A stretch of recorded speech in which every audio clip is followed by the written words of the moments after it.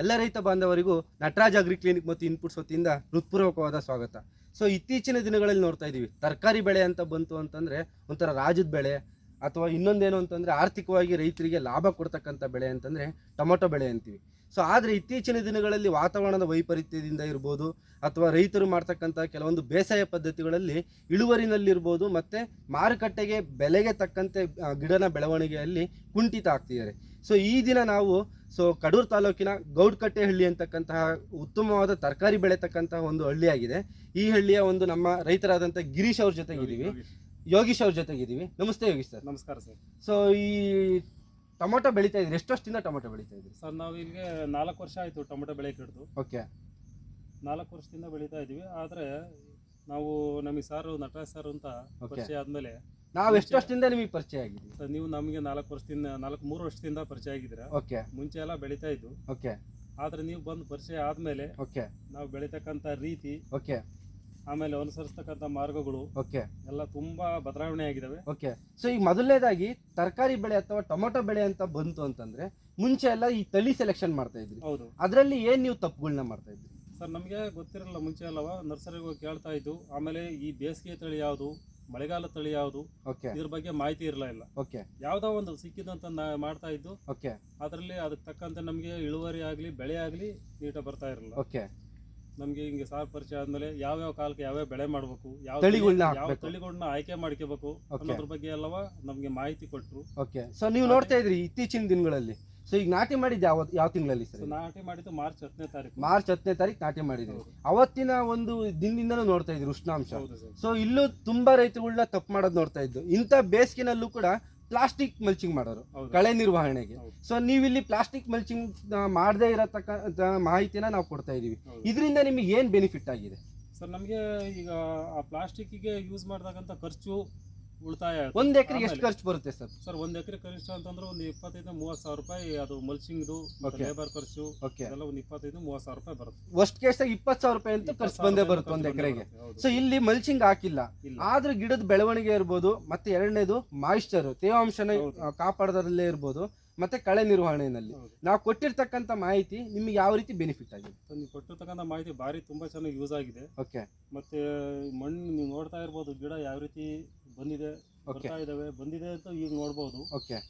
ಈ ರೀತಿ ಗಿಡಗಳು ನನಗೆ ಅನಿಸಿದ ಮಟ್ಟಿಗೆ ಈ ಬೇಸಿಗೆಯಲ್ಲಿ ಇಷ್ಟೊಂದು ಹೆವಿ ಟೆಂಪರೇಚರ್ ಅಲ್ಲಿ ಈ ರೀತಿ ಎಲ್ಲಿ ಬಂದಿಲ್ಲ ಅನ್ಸುತ್ತೆ. ಓಕೆ. ಅದೆಲ್ಲ ನಿಮ್ಮ ಮಾಹಿತಿ ಪ್ರಕಾರನೇ ಮಾಡಿದೀವಿ. ಅದೇ ಬಂದಿದ್ದೀವಿ ಸರ್. ಇಲ್ಲಿ ನಾವು ಮಾಹಿತಿ ಕೊಡ್ತಾ ಬಂದು ಸೊ ಕಳೆದ 3 ವರ್ಷದಿಂದನೂ ನಮ್ಮ ಪರಿಚಯ ಅಂತಂದ್ರೆ.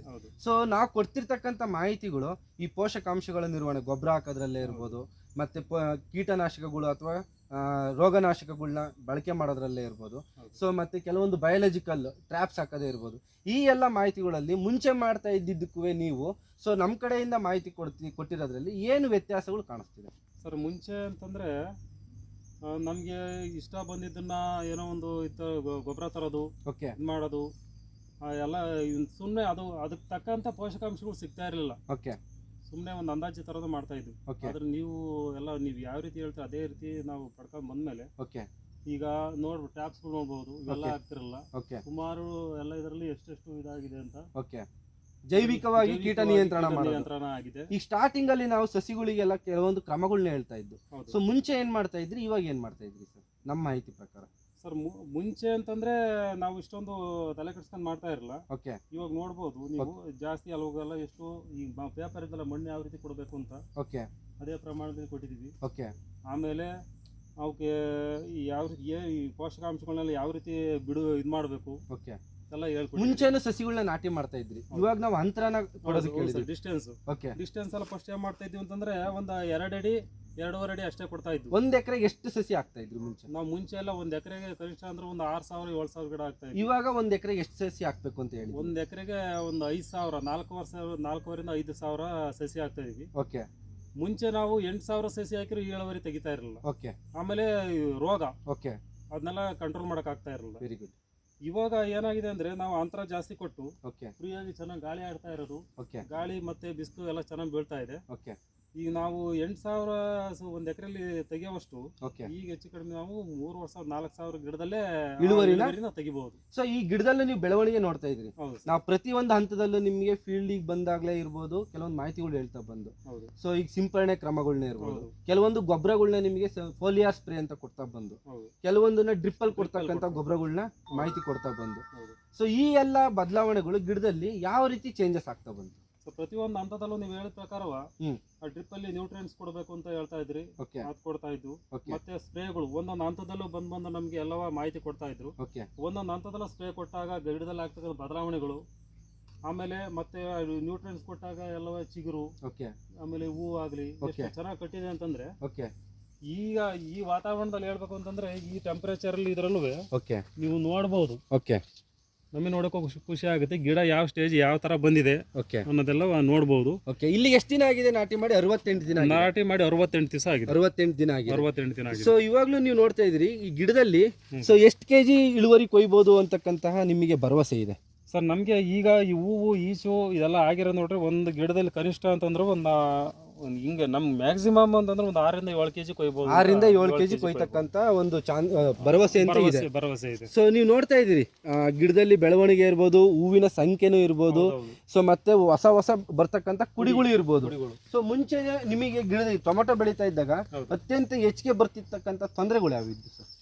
ಸರ್ ಮುಂಚೆ ಅಂತಂದ್ರೆ ಗಿಡದ ಬೆಳವಣಿಗೆ ಇಷ್ಟೊಂದು ಇರಲಿಲ್ಲ. ಓಕೆ ಆಮೇಲೆ ಇವು ವೈರಸ್ಸು, ಆಮೇಲೆ ಇವು ಎಲೆ ಜಾಸ್ತಿ ಮುದ್ರೀಕರಣದಾಗ್ಲಿ, ಓಕೆ ಈ ಕುಲ್ಟು ಅವು ಇವು ಜಾಸ್ತಿ ಬೇರೆ ಮೇಜರು. ಆಮೇಲೆ ಈ ನಮಗೆ ಈ ನೋಡ್ಬೋದು ಎಲೆ ಚುಕ್ಕಿ ಅದು ಇದು ಅಂತ ನಮ್ಗೆ ಏನು ಅಂತ ಗೊತ್ತಾಗ್ತಿರಲ್ಲ. ಫಸ್ಟ್ ಓಕೆ ಯಾಕೋ ಏನೋ ಬಂದಿದೆ ಅಂತ ಎಲ್ಲೋ ಅಂತ ಔಷಧಿ ತರೋದು ಓಕೆ ಸ್ಪ್ರೇ ಮಾಡ್ತಾ ಇದ್ದು. ಓಕೆ ಆದರೆ ಈ ಬಂದು ಇದು ಇಂಥದೇ ಇದರಿಂದಲೇ ಬರ್ತಾ ಇದೆ, Okay. ನೀವು ಈ ರೀತಿ ಇದು ಅನುಸರಿಸ್ಬೇಕು ಅಂತ ಹೇಳಿ ಎಲ್ಲ ಮಾರ್ಗದರ್ಶನ ಕೊಟ್ಟಿರೋದ್ರಿಂದವ ಓಕೆ ಈ ರೀತಿ ಬೆಳೆ ಬಂದಿದೆ ಅಂತ ಅಂದ್ಕೊಂತೀವಿ. ಓಕೆ ನಾವು ಕೊಟ್ಟಿರ್ತಕ್ಕಂಥ ನಮ್ಮ ನಟರಾಜ ಅಗ್ರಿ ಕ್ಲಿನಿಕ್ ಮತ್ತು ಇನ್ಪುಟ್ಸ್ ಕಡೆಯಿಂದ ನಿಮಗೆ ಟೊಮಾಟೊ ಬೆಳೆನಲ್ಲಿ ಪೋಷಕಾಂಶಗಳ ನಿರ್ವಹಣೆ, ಹೌದು ಕಳೆ ನಿರ್ವಹಣೆ ಕಳೆ ಇರ್ಬೋದು, ನಿರ್ವಹಣೆ. ಮತ್ತೆ ತಳಿಯ ಸೆಲೆಕ್ಷನ್ ಇರ್ಬೋದು, ಹೌದು ಈ ಎಲ್ಲ ಮಾಹಿತಿಗಳು ಓವರ್ ಆಲ್ ಸೊ ಯಾವ ರೀತಿ ನಿಮಗೆ ಒಂದು ಆರ್ಥಿಕವಾಗಿ ಅಭಿವೃದ್ಧಿ ಪಡಬಹುದು ಅಂತಕ್ಕಂಥ ಭರವಸೆ ಇದೆ ಸರ್. ಈಗ ನಾವು ಆವರೇಜ್ ರೇಟ್ ನಾನು ಹಾಕಿರೋದು ಬರೀ 3,000 ಗಿಡ. ಓಕೆ ಒಂದು ಗಿಡಕ್ಕೆ ಒಂದು 6 ರಿಂದ 7 ಕೆಜಿ ಕೊಯ್ತೀನಿ ಅಂತಂದ್ರೆ ಓಕೆ ಒಂದು 800 ರಿಂದ 1000 ಬಾಕ್ಸು ಕೊಯ್ತೀನಿ ಅಂತ ತಿಳ್ಕೊಬೋದು. ಜಾಸ್ತಿ ಆಗ್ಬೋದು, ಹೇಳಕ್ ಬರಲ್ಲ. ಓಕೆ ಸಿಕ್ಕಾಪಟ್ಟೆ ಹೂವು ಈಚೆಲ್ಲ ಸಖತ್ತಾಗಿದೆ. ಮಿನಿಮಮ್ ಡ್ಯಾಮೇಜ್ ಎಲ್ಲ ಕಳೆದು ಕೂಡ ಒಂದು 1000 ಬಾಕ್ಸ್ ಸಿಗುತ್ತೆ. ಕೊಯ್ಬೋದು. ಓಕೆ ಒಂದು ಆವರೇಜ್ ರೇಟ್ ಸಿಕ್ಕಿರೋ ನಂದು ಖರ್ಚು ಎಲ್ಲ ಕಳೆದು ಒಂದು 2 ಲಕ್ಷ ರೂಪಾಯಿ ಆದಾಯ ನೋಡ್ಬೋದು ಅಂತ ಭರವಸೆ. 2 ಲಕ್ಷ ರೂಪಾಯಿ ಆದಾಯ ನೋಡ್ಬೋದು ಅಂತಕ್ಕಂಥ ಖರ್ಚು ಎಲ್ಲ ಕಳೆದು. ಹೌದು. ಸೊ ಓವರ್ ಆಲ್ ಈ ಕೆಲವೊಂದು ಮಾಹಿತಿಗಳು ನಿಮಗೆ ಕಳೆ ನಿರ್ವಹಣೆ, ಕಳೆನಾಶಕನೆಲ್ಲ ತುಂಬಾ ಯೂಸ್ ಮಾಡ್ತಾ ಇದ್ರಿ. ಹೌದು. ಸೊ ಇತ್ತೀಚಿನ ದಿನಗಳಲ್ಲಿ ನಾವು ಮಾಹಿತಿ ಹೇಳ್ತಾ ಬಂದು ಟೊಮೊಟೊ ಬೆಳೆನಲ್ಲಿ ಕಳೆ ನಿಯಂತ್ರಣ ಮಾಡೋದ್ರ ಬಗ್ಗೆ, ಹೌದು. ಮತ್ತೆ ನೀರನ್ನು ಆಗ್ಲಿ. ಹೌದು. ಸೊ ಮುಂಚೆ ನೀರನ್ನ ಎಷ್ಟು ಬಳಸ್ತಾ ಇದ್ರಿ ಸರ್ ಮುಂಚೆ ನೀರು ಅಂತಂದ್ರೆ ನಾವು ಏನೂ ಇಲ್ಲ, ಸುಮ್ಮನೆ ಆಯ್ ನೀರು ಬಿಡ್ತಾ ಇದ್ವು. ಓಕೆ ಸುಮ್ಮನೆ ತೇವಾಂಶ ಈ ಟೊಮೊಟೊ ಜಾಸ್ತಿ ನೀರು ಬೇಕು ಅಂತ. ಓಕೆ ಆದ್ರೆ ಇತ್ತೀಚಿನ ದಿನ ನೀವು ಬಂದು ಹೇಳಿದ್ಮೇಲೆ ಇಷ್ಟೇ ನೀರು ಒಂದು ಸಮಗ್ರ ಪ್ರಮಾಣದಲ್ಲಿ ನೀರು ಕೊಡಬೇಕು, ಇಷ್ಟೇ ಕೊಡಬೇಕು, ಜಾಸ್ತಿ ತೇವಾಂಶ ಮಾಡೋಂಗಿಲ್ಲ ಅಂತೆಲ್ಲ ಹೇಳಿದ್ಮೇಲೆ ಅದೇ ರೀತಿ ಎಲ್ಲ ಕಾಪಾಡ್ಕೊಂಡು ಬಂದಿದ್ದೀವಿ. ಓಕೆ ಬೆಳೆ ಚೆನ್ನಾಗಿ ಬಂದಿದೆ. ಓಕೆ ತುಂಬ ಖುಷಿ ಆಗುತ್ತೆ. ಓಕೆ ಸೊ ಇಲ್ಲಿ ಎಲ್ಲ ರೈತರಿಗೂ ಏನು ಹೇಳೋದು ಅಂತಂದರೆ, ನಾವು ಕೆಲವೊಂದು ಪದ್ಧತಿಗಳನ್ನ ಸುಮ್ಮನೆ ಖರ್ಚು ಆರ್ಥಿಕವಾಗಿ ಇನ್ವೆಸ್ಟ್ ಮಾಡಿ ತರಕಾರಿ ಬೆಳೆನಲ್ಲಿ ತುಂಬ ನಷ್ಟನ ಅನುಭವಿಸ್ತಾ ಇದ್ದೀವಿ. ಸೊ ಎಲ್ಲ ರೈತರಿಗೂ ಕೂಡ ತರಕಾರಿ ಬೆಳೆನಲ್ಲಿ ಬೆಳೆಯ ಬೆಳವಣಿಗೆಗೆ ತಕ್ಕಂತೆ ಪೋಷಕಾಂಶಗಳ ನಿರ್ವಹಣೆ ಇರ್ಬೋದು, ರೋಗ ಮತ್ತು ಕೀಟಗಳ ನಿರ್ವಹಣೆ ಇರ್ಬೋದು, ಮತ್ತು ನೀರಿನ ನಿರ್ವಹಣೆ, ಈ ಎಲ್ಲ ಕ್ರಮಗಳನ್ನ ಅನುಸರಿಸಿದ್ವು ಅಂತಂದರೆ ಆರ್ಥಿಕವಾಗಿ ಲಾಭನೂ ಪಡಿಬೋದು, ಮತ್ತು ತಮಗೆ ಬರ್ತಕ್ಕಂಥ ಖರ್ಚನ್ನು ಕೂಡ ಕಡಿಮೆ ಮಾಡ್ಬೋದು ಅಂತಕ್ಕಂಥ ಮಾತನ್ನು ಈ ಸಂದರ್ಭದಲ್ಲಿ ಹೇಳ್ತೀನಿ. ನಮಸ್ತೆ ಸರ್. ನಮಸ್ತೆ.